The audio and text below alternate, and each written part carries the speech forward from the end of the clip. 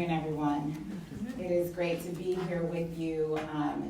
Sister Quincy is my sister, and I'm so honored to just be in the same space with her. To you, Senator Udall, thank you so much for having us. Rabbi Saperstein, who I always say sounds like a Baptist preacher. To the Imam, thank you so much. That was a beautiful prayer. And my sister here. It is good to be here, gathered together. I see Archbishop Beacon in the back, who's on the board of the National Council of Churches, where I also serve. We're here today really as people of faith to call one another into accountability. And I would also say into meaningful action, to make sure that we engage on every level, whether it's the local level or the national level, to make sure voting and voting rights are a priority in our nation. That those who want to silence the voices of voters will no longer be able to do so. We're here to galvanize, to organize, and to show our determination to make sure that every person counts and every vote counts. In so many ways, it is unfortunate that we have to rally around this same fight again. Certainly, it seems like deja vu all over again. But that's the bad news. The good news is that we are ready for the fight. Yes. We are tired of the nonsense, and we are ready to persist, resist, and insist that voter suppression ends once and for all in our nation. I've shared before and want to just lift up again what happened the day that the U.S. Supreme Court ruled in the Shelby versus Holder case 6 years ago. I remember the sound of my mother's voice that day. Her pain was evident. Her anger not far from the surface. I can't believe we have to go through this again, she said. I thought we had already taken care of this. Over and over again, she said, I just can't believe this. You see, my mother grew up in South Carolina, a small town in Aiken County, not too far from Columbia. When she was a student at Allen University, she sat in at the Woolworth's lunch counter, where she was pushed and shoved and people called her names. She did this fortified only with courage and her faith so that her children and black children across this nation would grow up and be able to fully participate in this nation we call our own by having the right to vote. She got it honest because I found out that my grandparents, who had little more than a middle school education, would go up into the back country of South Carolina, fortified only with their faith, courage, and determination, to teach people how to fill out the voter registration forms so that they could vote. For this, the KKK burned a cross in front of their lawn. My mother fought for people to have the right to vote. My grandparents equipped them so that they could actually go vote. And I stand here today on their shoulders and on the shoulders of so many in our nation who have stories of courage and resistance and who have fought tirelessly to make sure America lives up to its full potential.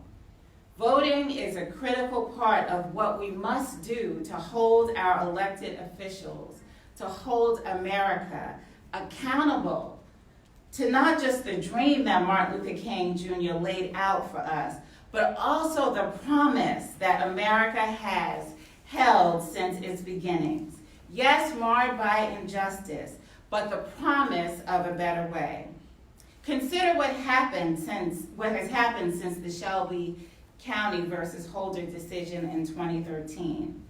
1,688 polling places have closed in states that previously required pre-clearance under Section 5 of the Voting Rights Act, including 750 closures in Texas, 320 in Arizona, and 214 in Georgia.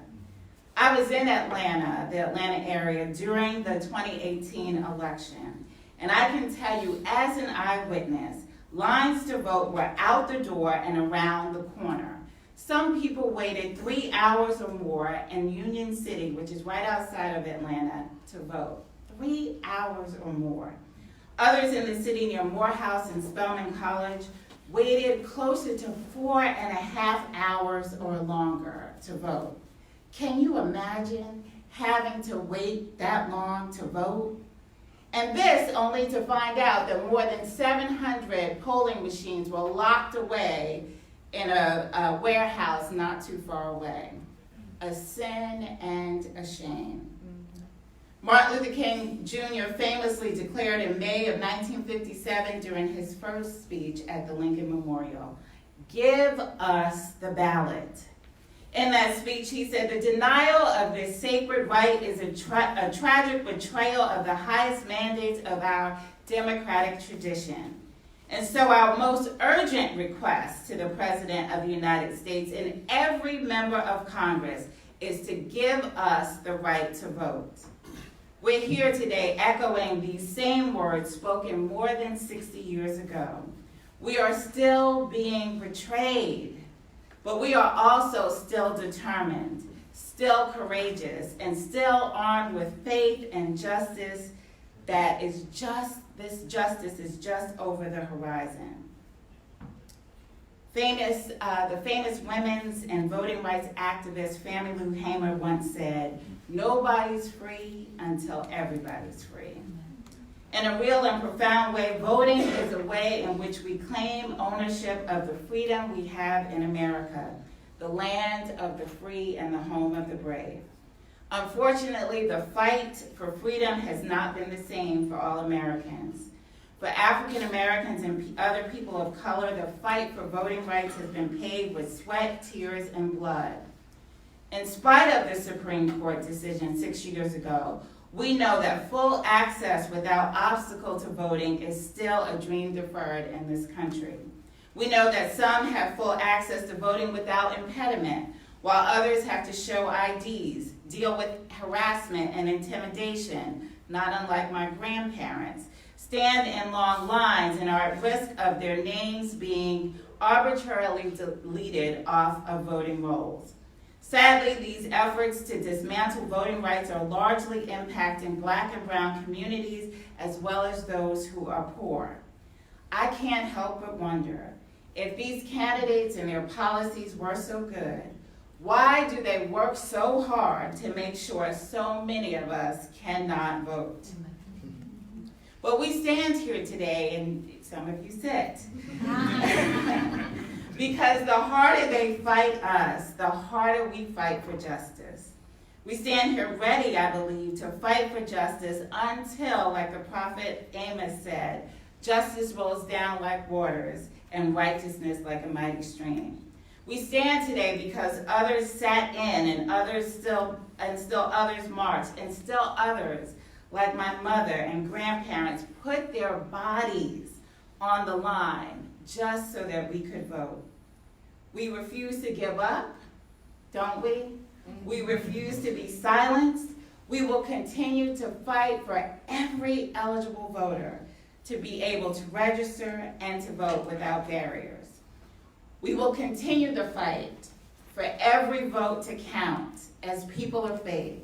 We will work together so that every voice will be heard until justice comes and reigns in our nation. And as we look to the future, as we look to 2020, as we look over the horizon, let me leave you with these words of encouragement, these words of accountability, these words, hopefully, of motivation. November 3rd, 2020. Let's do this. Thank you, and God bless.